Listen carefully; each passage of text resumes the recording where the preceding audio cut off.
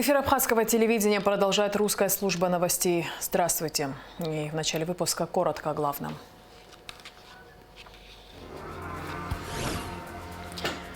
В Абхазию прибыл министр спорта Российской Федерации Олег Матыцин. Делегация ознакомилась с состоянием столичных футбольных стадионов, после чего состоялась встреча с президентом Абхазии Асланом Бжанием.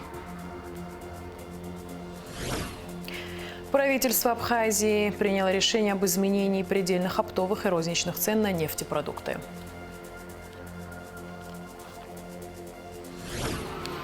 Министр здравоохранения Эдуард Бутба посетил Сухумскую инфекционную больницу, побывал в красной зоне, где ознакомился с условиями лечения больных.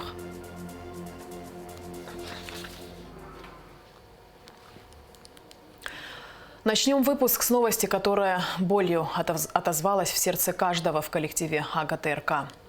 От последствий коронавирусной инфекции скончался наш коллега, наш руководитель, наш друг и товарищ Отар Лакарба.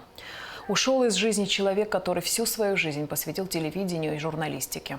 Он был настоящим профессионалом, относился к любимой работе с большой ответственностью, был до конца предан своему делу. Отар Лакарба обладал природной мудростью, присущей абхазскому народу. Он всегда был рад поделиться своим опытом с молодым поколением. Всегда знал, какими словами необходимо поддержать или утешить в трудную минуту. Будучи заместителем генерального директора абхазского телевидения, Отар Лакарба не считал зазорным взять микрофон и, как в былые годы, оперативно и легко сделать сюжет. Всего месяц назад он сделал репортаж о стихийном бедствии в Сухуми, который, к сожалению, оказался последним в его жизни.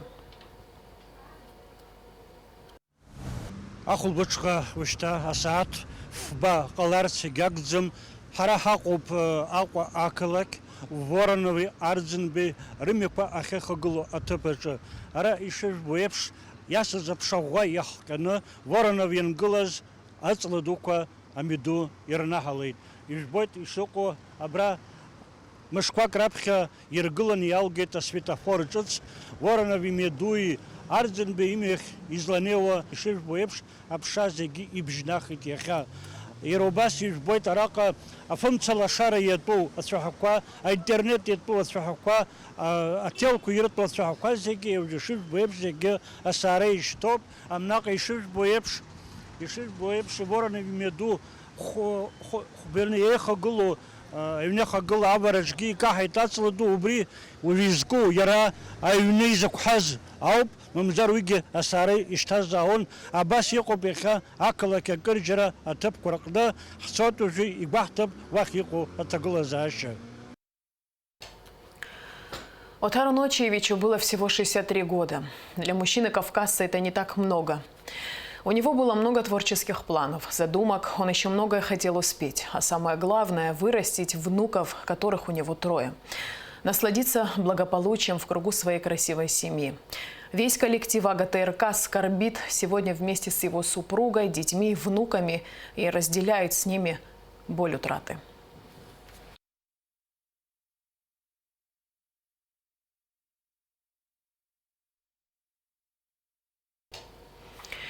Продолжаем выпуск. С 6 по 9 августа состоится официальный визит президента Абхазии в Южную Осетию. Аслан Бжаня примет участие в памятных мероприятиях, приуроченных к годовщине событий августа 2008 года. В рамках визита пройдут переговоры с президентом Южной Осетии Анатолием Бибиловым, а также расширенное совещание по вопросам взаимодействия Республики Абхазия и Республики Южная Осетия. Об этом сообщает пресс-служба главы государства. В четверг с однодневным рабочим визитом в Абхазию прибыл министр спорта Российской Федерации Олег Матыцин. Делегация ознакомилась с состоянием столичных футбольных стадионов, после чего членов делегации принял президент Аслан Бжаня. Во встрече участвовали первый вице-премьер Беслан Джопо, чрезвычайный полномочный посол России в Абхазии Алексей Двинянин, председатель Государственного комитета по делам молодежи и спорта Джемал Губаз, заместитель министра спорта России Адес Бейсултанов. Репортаж Эсма Гуланция. В Сухуми первым делом министр спорта России Олег Матыцин в сопровождении первого вице-премьера, министра сельского хозяйства Абхазии Беслана Джопо посетил футбольный стадион «Динамо». Объект был построен в рамках российской инвестпрограммы и открыт в 2015 году. Его вместимость 4300 мест. Олег Матыцин осмотрел футбольное поле и инфраструктуру стадиона, тренажерные и спортивные залы, технические и служебные помещения. Делегацию сопровождал председатель Госкомитета по делам молодежи и спорту Абхазии Джемал Губаз. Далее российские гости посетили республиканский стадион, построенный еще в 70-е годы. С большим интересом, конечно, знакомимся с спортивной инфраструктурой республики. Понимаем, что значительные трудности были, пока остаются, конечно, но у нас есть желание и готовность в соответствии с программой межправительственной, соглашениями, которые были подписаны, максимально постараться оказать содействие в развитии спорта, физической культуре. У нас желание есть, потенциал есть. Президент Российской Федерации, президент Республики Абхазия понимают значимость спорта сегодня, здорового образа жизни. Ну и самое главное, конечно, видим, что структура нуждается в что-то в реконструкции, что-то в капитальном ремонте, что-то в создании создании новых объектов. Поэтому будем максимально делать все необходимое для того, чтобы по всем направлениям оказывать содействие нашим коллегам. В этот же день президент Абхазии Аслан Бжания принял министра спорта России. Приветствуя гостей, глава государства выразил признательность за помощь и успешное взаимодействие с Госкомитетом Абхазии по спорту. Знаю, что благодаря вам в этом году наши футболисты играют в студенческой лиге. Знаю о том, что по вашему поручению приезжали специалисты, выезжали в Гальский район, там, где раньше была база гребного спорта. Ну, если нам удастся вместе с вами этот проект реанимировать, то это было бы здорово, конечно же. И знаю о том, что вы намерены помогать нам в плане получения образования в учреждениях образовательных, спортивных. И слышал, рассказывали о том, что к нам будут приезжать специалисты для обучения тренеров, судей по разным видам спорта. Это очень важно. Мы любим спорт. У нас очень много известных спортсменов, уроженцев Абхазии. У нас один из первых трехкратных олимпийских чемпионов Виктор Санев. Так, уроженец города Сухум. Гордость советского и мирового спорта. После войны очень много, к сожалению, утрачено, но теперь настали другие времена, настало время собирать камни, настало время созидать. И вот в этом смысле развитие спортивное в Абхазии, на мой взгляд, имеет большие перспективы.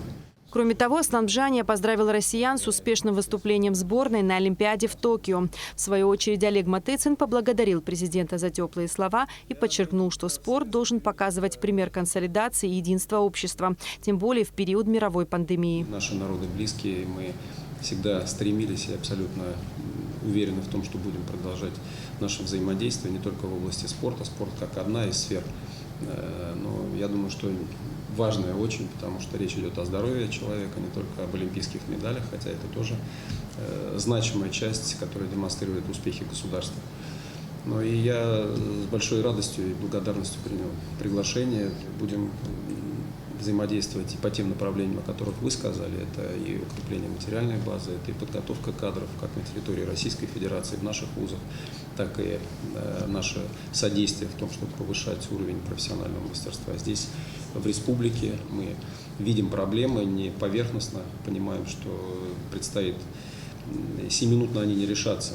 Но самое главное, что президент Российской Федерации, вы как президент республики, очень близки по видению, и наши интересы, как геополитические, так и интересы региона, они ни у кого не должны вызывать сомнений. Касаемо спортивных объектов Абхазии, Матыцин подчеркнул, что стадион «Динамо» приспособлен для проведения соревнований и занятий, тогда как республиканский стадион требует реконструкции. Мы будем думать, как опять через механизм федерации, потому что напрямую, к сожалению, у нас возможности нет оказывать содействие в реконструкции, в капитальном строительстве. А помощь федерации, таких крупных, как Федерация бокса, Федерация легкой атлетики, подумаем с моими коллегами, сейчас после Олимпийских игр как раз обсудим как можно приложить усилия для того, чтобы обеспечить условия для занятий. В конце встречи стороны обменялись памятными подарками. Эсма Гуланзе, Тимур Гугохи, Алексей Гухава, Абхазское телевидение. В кабинете министров Абхазии состоялось заседание правительства. В повестке дня было 10 вопросов, главный из которых – вопрос изменения предельных оптовых и розничных цен на нефтепродукты.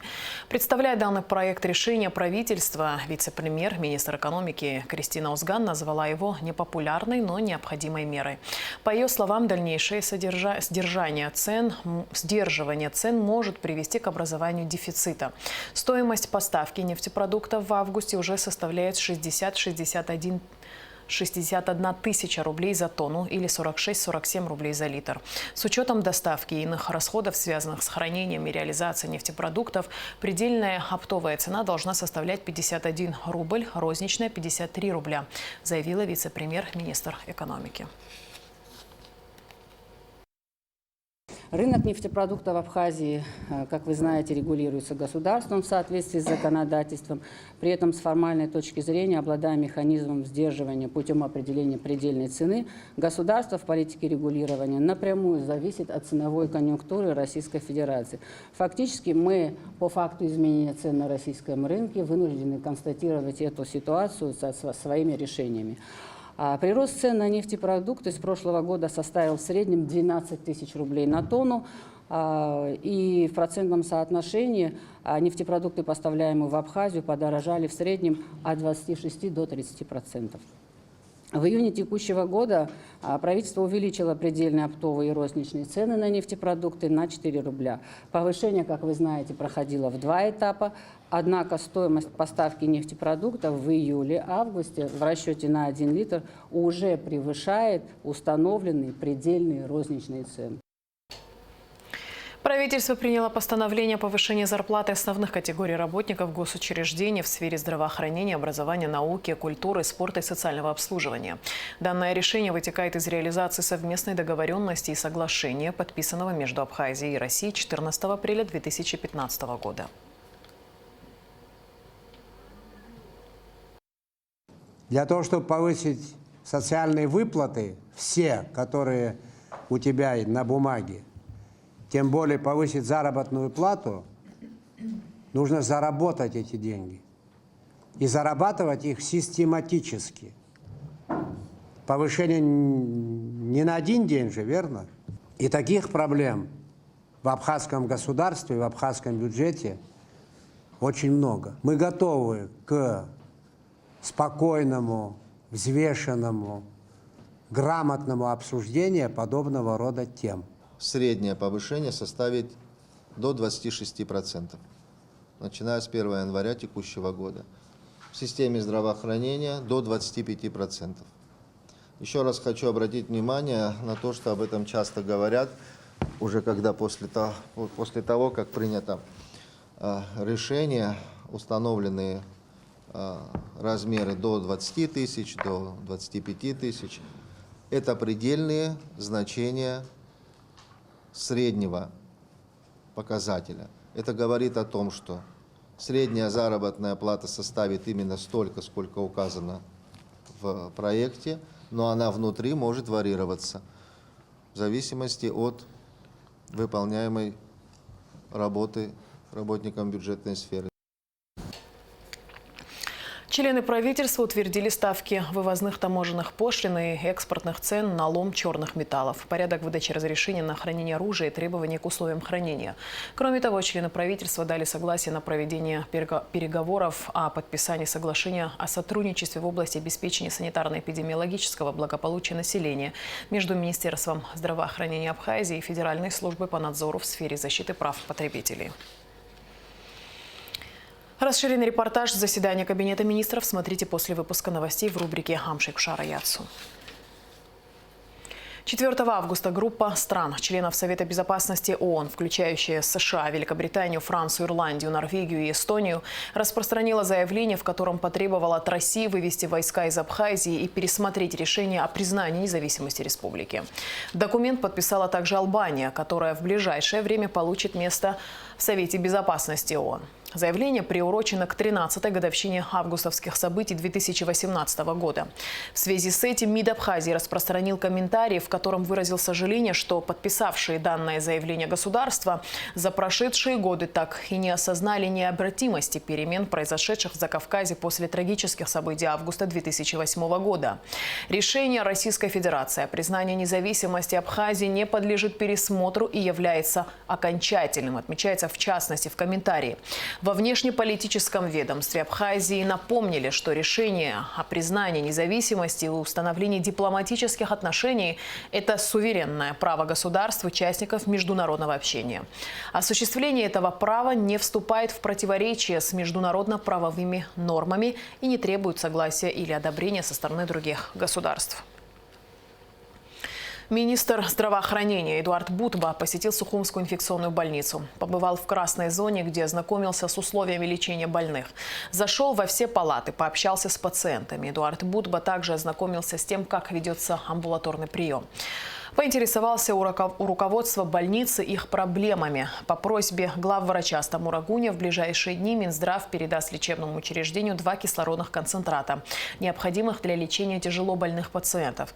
Эдуард Бутба также встретился с медперсоналом больницы и поблагодарил врачей за их работу. Отметив тяжелый труд медиков в условиях роста числа заболевших коронавирусной инфекцией, министр в очередной раз обратился к населению с призывом соблюдать ограничительные меры. Нашим гражданам вот сегодня, вот сейчас опять обращаюсь с красной зоны, берегите себя. Слушайте рекомендации наших коллег, врачей, всего медицинского сообщества. Видите, какая ситуация непростая. Врачи дома не бывают, практически сутками находятся на рабочих местах. За дня в день повторяем одно и то же, что надо защищаться, надо беречь себя и нас тоже поберечь, своих родных, своих близких. Ситуация на самом деле сложная и тяжелая. В селе Лыхны Гудаутского района сотрудниками СГБ МВД, а также РУП «Черноморэнерго» были выявлены 3 незаконно функционирующих трансформатора с нарушениями правил подключения. Один из обнаруженных трансформаторов имеет мощность 1600 киловольт-ампер. Жителям, подключенным к данным трансформаторам, дан 10-дневный срок, чтобы узаконить их работу. Население было предупреждено о том, что необходимо узаконить эти трансформаторы. Но так ничего не было предпринято, поэтому сегодня вот мы выехали с штабом по борьбе с незаконным майнингом. Обнаружен был трансформатор 1600 кВт, который абсолютно незаконен, и к нему присоединено какое-то количество населения. Конечно, люди хотят лучшее питание, хотят, чтобы у них все было, работало исключительно хорошо. Мы тоже не против этого, но это очень огромная разница между тем, что им нужно, и тем, что они поставили. Поэтому мы им дали 10-дневный срок, в который они должны или узаконить этот трансформатор, либо мы его все-таки изымем и увезем на склад. За моей спиной вы можете увидеть 2 незаконно подключенных трансформатора. Оба жителя имеют разрешение на 63 КВА, но подсоединили по нашим, ну, мы не смотрели пока еще бирки, но по нашим прикидкам 250 КВА. То есть однозначное нарушение правил подключения. Сейчас мы будем продолжать наши рейдовые мероприятия, и вот по тем другим хозяевам, по другим трансформаторам тоже будем составлять акты и будем принимать меры. Через 2 недели приступят к установке освещения от Сухума дачи МЧР, сообщил замдиректора управления капитального строительства Демир Гамисония. УКС заключил контракт с Черноморэнерго и в течение 2 недель в Абхазию доставят около 600 опор для освещения дороги от Сухума до Ткварчалского поворота в рамках первого этапа реализации проекта. Осветительные столбы появятся на 19 из 47 километров трассы. Сумма расходов вместе с покупкой кабеля составила 76 миллионов рублей. Второй этап включает в себя еще 26 километров пути, где появится около 800 новых опор. Затраты на эту часть работ пока не определены, так как они будут включены в следующую инвестиционную программу. Сотрудники медицинского управления МЧС Абхазии на спецавтомобиле транспортировали в 4-ю больницу Сочи гражданку России с черепно-мозговой травмой, причиной которой стал несчастный случай. С подобной просьбой к спасателям обратилось руководство Гагрской районной больницы. Об этом сообщает пресс-служба спасательного ведомства. По заказу руководства этнопарка Апсны на Петрозаводской верфи изготовлена точная копия абхазской боевой галеры. Судно успешно прошло испытания на Онежском озере. Его длина достигает 14,5 метров, а ширина 2,5 метров. Выполнена галера из карельской сосны и дуба и может развить скорость до 12-14 км в час. Проект судна разработал художник Батал Джапуа на основе архивных рисунков и исследований в области этнографии абхазов. Галера в сопровождении абхазской делегации уже прибыла в Абхазию. По пути домой делегация сделала остановку в Майкопе и выставила судно в филиале Музея Востока. Смотрите репортаж наших коллег из информационной программы «Вести Адыгея». Уникальную галеру, которую сегодня привезли в Майкоп, известный абхазский художник Батал Джапуа знает от носа до кормы. 1,5 года он детально прорабатывал чертежи судна, сверяясь с историческими источниками и исследованием по теме мореходства адыгов и абхазов. Еще 8 месяцев ушло на создание модели корабля, в которой окончательно оформился его внешний вид. Сам корабль строили в Петрозаводске, мастера-корабелы в точности следовали чертежам. Длина 14,5 метров, ширина 2,5. Носовая фигура в виде козлиной головы, обшивка корпуса внахлёст, как было принято в старину. Одна из немногих вольностей – древесина, строили из карельской сосны и дуба. Данный тип галер историки называют ашхуа. Это плоскодонные суда, которые вмещают до 30 человек. У них вооружение мелкокалиберные коронады, пушки по носу. У них есть весельное и парусное, вооружение. Они прибрежного плавания. Можно сказать, что чистой воды пиратские суда. Их задача – заметить противника, быстро догнать его и перехватить. На мореходных испытаниях в Онежском озере построенная галера развила скорость 12-14 км в час. Результат на уровне древнегреческой триеры. Такие быстрые корабли – результат постепенного развития практики мореходства у адыгов и абхазов, начало которой было положено еще в античные времена. Предки современных абхазо-адыгских народов, они осваивали море, у них развивались мореходные навыки, на них влияли греки в период Великой греческой колонизации со своей мореходной традицией. На корабль вмонтировали навигационные огни и двигатель мощностью в 4 киловатта. Эти изменения внесли, так как по прибытии в Абхазию галеру спустят на воду озера Рица, где ее будут использовать как прогулочное судно. Туристы смогут совершить прогулку по озеру и не только. Раз она боевая галера, могли быть и столкновения, могли быть какие-то поломки, где они могли бы все это чинить. И, естественно, будет маленькая кузня, которая будет расположена в той части, где можно будет чинить оружие. На глади озера Рица реконструированной галере недолго ходить в одиночестве. Осенью в Петрозаводске для этнопарка Апсны будет готов еще один подобный корабль. Всего же в рамках проекта планируется постройка 5 основных видов боевых адыго-абхазских галер. Мурат Пшизов, Виктор Бердасов, Вести Адыгея. И в конце выпуска прогноз погоды.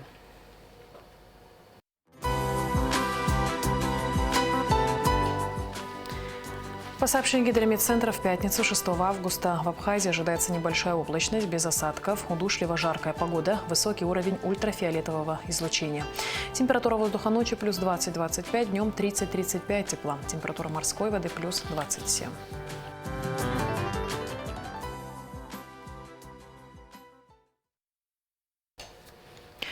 На этом наш выпуск завершен. Всего доброго и до встречи в эфире.